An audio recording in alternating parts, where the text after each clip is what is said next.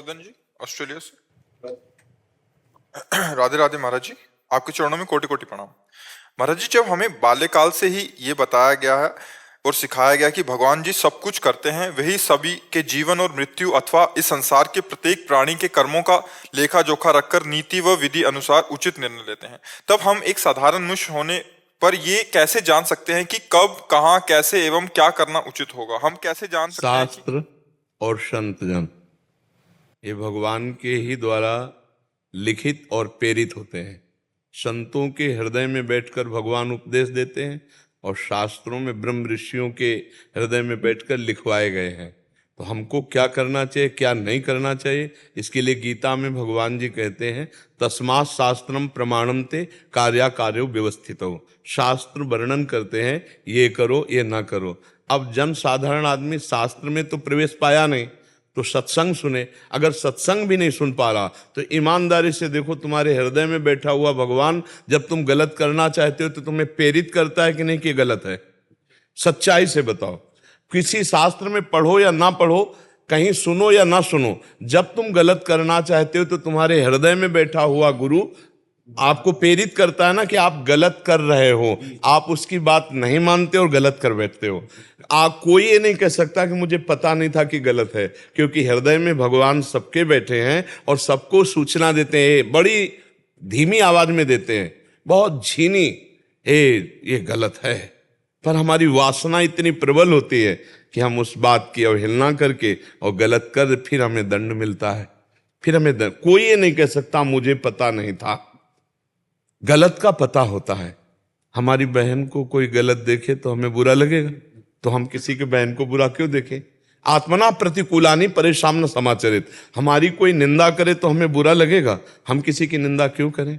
आत्मना प्रतिकूलानि, जो मुझे प्रतिकूल लगता है वो मैं दूसरे के लिए नहीं करूंगा। मेरे शरीर को कोई पीड़ा पहुंचाए, मैं दूसरे के शरीर को कैसे पीड़ा पहुंचा सकता हूं? क्योंकि जैसे मेरा शरीर मुझे प्रिय है, ऐसे हर जीव का अपना शरीर प्रिय है। लेकिन नहीं, अपने स्वाद के लिए, अपनी पुष्टता के लिए दूसरे के शरीर को नष्ट करके हम खाते हैं। अपनी वासना पूर्ति के लिए हम दूसरी माताओं बहनों की तरफ गंदी दृष्टि देखते हैं। अपने हमारी जो वासनाएं हैं कि हमको ये मिल जाए, ये मिल जाए, उसके लिए, धन के लिए हम असत धर्म ग्रहण करते हैं। चाहे हिंसा करनी पड़े, चाहे घूस लेना पड़े, चाहे पापाचरण करना पड़े। तो ये सब बातें सबको पता है मैं गलत हूं, पक्का पता है, पर वो अपने अज्ञान के कारण देखा जाएगा, इसलिए उसको दंड मिलता है और नाना प्रकार की दुर्गति भोगता है। ये कोई नहीं कह सकता कि साहब मुझे पता नहीं था। कुछ ऐसी सूक्ष्मताएं धर्म की हैं जो हो सकता है आपको ना पता हो, कि ये धर्म हो सकता है कि अधर्म हो सकता है निर्णय में। लेकिन पापाचरण तो खुला हृदय में आवाज आती है, गलत है मत करना। आपको कभी आई आवाज? आपने कभी सुना है कि ये गलत है मत करना? हाँ, तो वही भगवान है जो तुम्हारे अंदर बैठा है, वही भगवान संतों के मुख से बुलवाता है, वही भगवान शास्त्र रूप में आज्ञा करता है। तो सबको भगवान आदेश करते हैं, ऐसा करो, ऐसा ना करो। अंदर से अगर हम उसकी बात मान लें तो हम दिव्य हो जाए। हम दिव्य हैं, भगवान के अंश हैं, हम दिव्य हैं। दिव्य हो जाए। पार्थिव में फंस गए, दिव्य पार्थिव में फंस गया, इसलिए दुर्गति को भोग रहा है। आप समझ पा रहे प्रभु? इसमें कोई तर्क, कोई संशय? जी। पवन अग्रवाल जी, वेस्ट बंगाल। राधे राधे गुरु जी, आपके चरणों में कोटि कोटि नमन। गुरु जी, मुझे गीता जी के सभी अध्याय संस्कृत में पढ़ते पढ़ते लगभग याद हो गए हैं और इसके व्याख्यान में राम सुखदास जी को साधक संजीवनी। आप पहली बात तो पूज्य श्री लगाओ। जन साधारण आदमी की तरह महापुरुषों का नाम नहीं लेते, ऐसे नहीं बोलते। पूज्य श्री स्वामी राम सुखदास जी महाराज, जो अपने गुरुजन हैं, जो बड़े हैं, जो संत हैं, उनको ऐसे नहीं बोलते, क्योंकि वो मतलब अच्छा नहीं लगता, असभ्य लगता है ना। अपने बाप का नाम, अपने गुरु का नाम, अपने पूज्य जनों का नाम सम्मान से लिया जाता है। ऐसे वो हमारे स्वामी हैं, हम उनके दास हैं। तो पूज्य श्री स्वामी राम सुखदास जी महाराज के द्वारा रचित जो टीका है गीता की, वो हम ऐसे बोलो। एक जन साधारण आदमी की तरह बात, उनका नाम नहीं लिया जाता। जो अपने पूज्य जन है, जो गुरुजन है, जो महापुरुष है, आप मानते हो ना गुरुजन है, महापुरुष है, तो पूज्य शब्द लगाओ। पूज्य श्री स्वामी राम सुखदास जी महाराज, ऐसे नाम ने एक मतलब जो सत्संगी नहीं है वो बेचारे, ऐसे बोले तो चलेगा, आप सत्संगी हो, आपको उचित नहीं देता। आप किसी भी संत का, महापुरुष का नाम ले, पूज्य श्री लगा के, ये बचने का दरिद्रता, पैसा जाता है क्या? वचन में क्या दरिद्रता, बोलने में क्या कमजोरी? हम जितना सम्मान दे सके दूसरों को, वही तो हमारा ज्ञान है। नहीं तो फायदा क्या? गीता कंठस्थ है और आचरण में एक पाई ना हो तो मतलब क्या रह गया? हलवा का बनाना पूरा प्रक्रिया याद है, कभी 50 ग्राम बना के पाया नहीं तो फायदा क्या हुआ? तो हमको पहले तो अपने बोलने की भाषा समझ ली, फिर आगे क्या कहना चाहते इसके हैं आप? व्याख्यान में पूज्य श्री स्वामी रामसुखदास जी महाराज जी की साधक संजीवनी का नित्य पाठ करके समझने की कोशिश करता हूँ। मुझे लगता है कि गीता का ज्ञान समझ में आ रहा है, मगर पूर्ण रूप से नहीं लगता है। इसमें काफी गहराई है जिसको पाना मुमकिन नहीं है। एक बात केवल समझ लो, सब गहराई में था ले लोगे।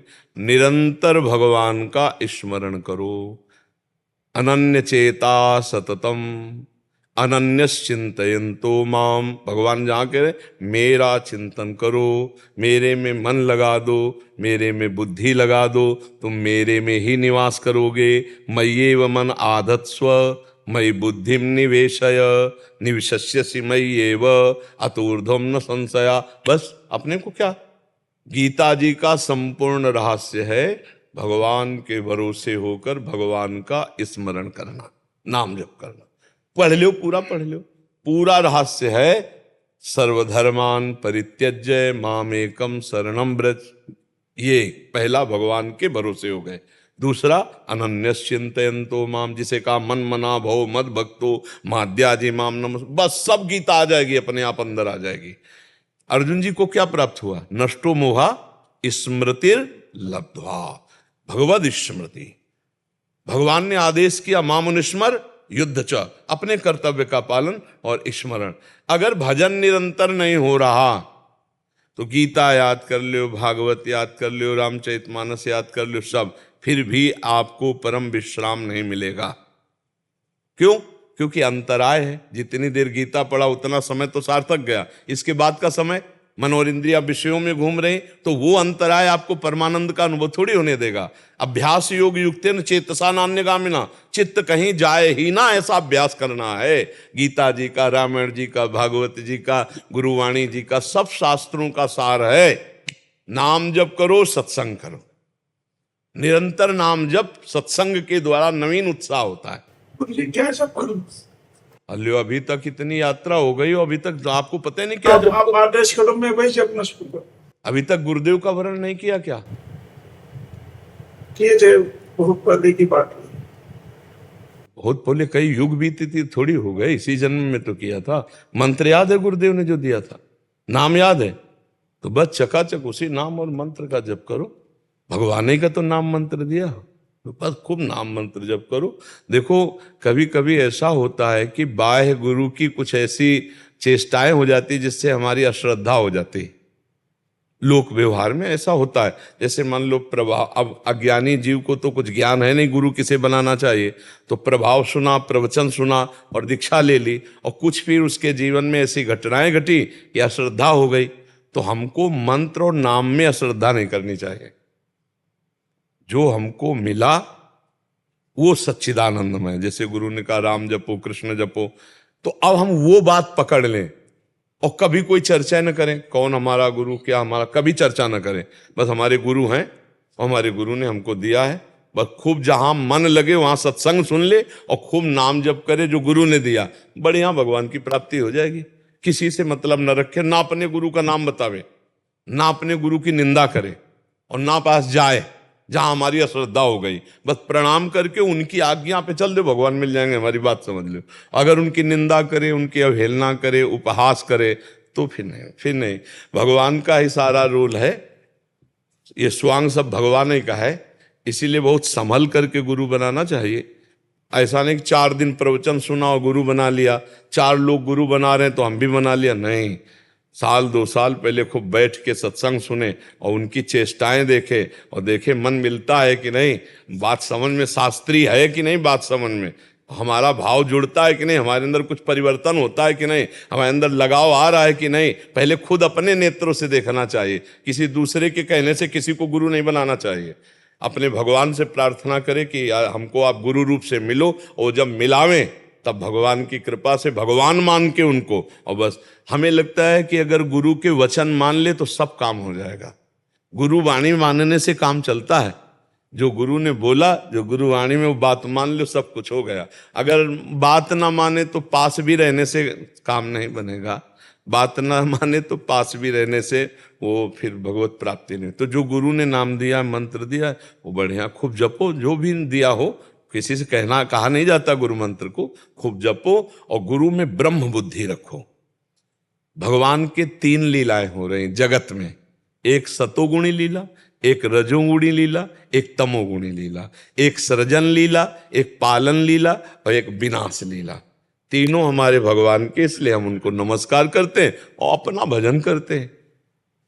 जब हम मिठाई लेने जाते हैं तो हम ये नहीं देखते कि मिठाई बेचने वाला मिठाई खाता है कि नहीं। हमें पसंद आई, हमने खरीद लिया और चक्क पा लिया। ऐसे हम प्रवचन सुनने गए, सत्संग सुनने गए, गुरुजनों से मिले, तो अच्छी बात जो मिली उसे पकड़ लिया, अपने जीवन में उतार लिया, चल दिया। हम ये नहीं देखते कि वो इसमें है कि नहीं। हमें बात मिली, हम चल पड़े। ऐसा साधक बहुत जल्दी कल्याण को प्राप्त हो जाता है, नहीं तो निंदा, स्तुति और सब ये सब प्रपंच फिर होने लगता है। खूब भजन करो, भजन से ही भगवान की हर ज्ञान वाली बात आपके दिमाग में आ जाएगी। और भजन न करे तो पढ़ने से नहीं आएगी, ये पक्की बात समझ लो। शब्दार्थ कुछ होता है, जो अर्थ है शब्दार्थ कुछ होता है, और भावार्थ कुछ होता है, और उसका रहस्यार्थ कुछ और होता है। वो ब्रह्म प्राप्त महापुरुषों से ही समझ में आता है। नहीं तो सब ग्रंथ लेके भगवत प्राप्त ना बन जाए। नहीं, ग्रंथ खरीद ले और भगवत प्राप्त हो जाए। बिना किसी महापुरुष के, भगवान ने गीता जी में से कहा, प्रणिपातेल च प्रश्न, किसी संत महापुरुष के शरण में जाओ, उनके आगे साष्टांग लोटो, दैन्य होकर उनसे बात करो, वो कृपा करें तो रहस्य खोल दें। तो मतलब शब्दार्थ कुछ और है वाक्य का, भावार्थ कुछ और है, और रहस्यार्थ कुछ और है। तो रहस्य तो वही बता सकते हैं जो रहस्य में पहुंच चुके हैं। या रहस्य रघुनाथ कर बेग न जाने कोई, और जो जाने रघुपति कृपा तो सपने मोह न होए। अब आज से नाम जपने का अंतराय न पड़ने पावे, ये तुम बात पकड़ लो तो गीता जी का सब रहस्य अंदर आ जाएगा। निरंतर जो नाम जप करता है उसे सब ज्ञान हो जाता है, सब कृपा हो जाती है, सब गुरुओं का आशीर्वाद प्राप्त हो जाता है। जो नाम जपता है भगवान का कृपा पात्र ही नाम जप पाता है। तो जामवंत कहा सुनु रघुराया, जा पर नाथ करहु तुम दाया, ताहि सदा शुभ कुशल निरंतर, सुर नर मुनि प्रसन्नता ऊपर, सोई विजयी विनयी गुण सागर, तासु सुजस त्रैलोक उजागर। जिस पर आपकी कृपा हो जाए वही विजयी, वही विनयी, वही गुण समुद्र, समस्त ऋषि मुनि उसके ऊपर बरस पड़ते हैं। जा पर कृपा राम की होई, ता पर कृपा करे सब कोई। खूब नाम जप करे, भगवान का भरोसा, यही गीता जी कह रही।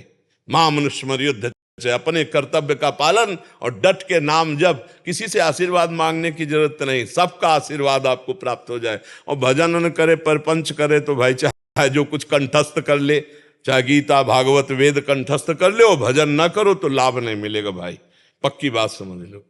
बुद्धि में सब कुछ ज्ञान है सबको, लेकिन प्रयोग कहां कर पा रहा है। ज्ञान है कि ये नहीं करना चाहिए, पर जब मन जो चाहता है करवा लेता। क्यों? भजन बल नहीं, तपस्या बल नहीं। इसी को हमें प्राप्त करना। भजन, काम क्रोध आदि लोगों पर विजय प्राप्त करके इन दोषों पर भगवान की प्राप्ति होती भजन बल से। गोस्वामी तुलसीदास जी बहुत बड़े महापुरुष हैं, वो कह रहे हैं, बिनु हरि भजन न भव तरी, या सिद्धांत अपेल। बिना हरि भजन के भव समुद्र से पार नहीं हो सकते। चाहे बालू पेल के तेल निकाल दो, भला निकलेगा बालू से तेल? बोले नहीं। बोले जल मथ के चाहे घी निकाल लो, बोले निकलेगा? बोले नहीं। बोले असंभव संभव हो सकता है, पर बिना भजन के बहुत समुद्र से पार नहीं हो। इसलिए खूब डट के नाम जप करो। गीता जी कह रही, अनन्य चेता सततम यो माम स्मृति नित्यसा, तस्याहम सुलभा पार्थ, मैं उसके लिए सुलभ हो जाता हूं, बस भगवान सुलभ हो जाए, यही गीता ज्ञान है।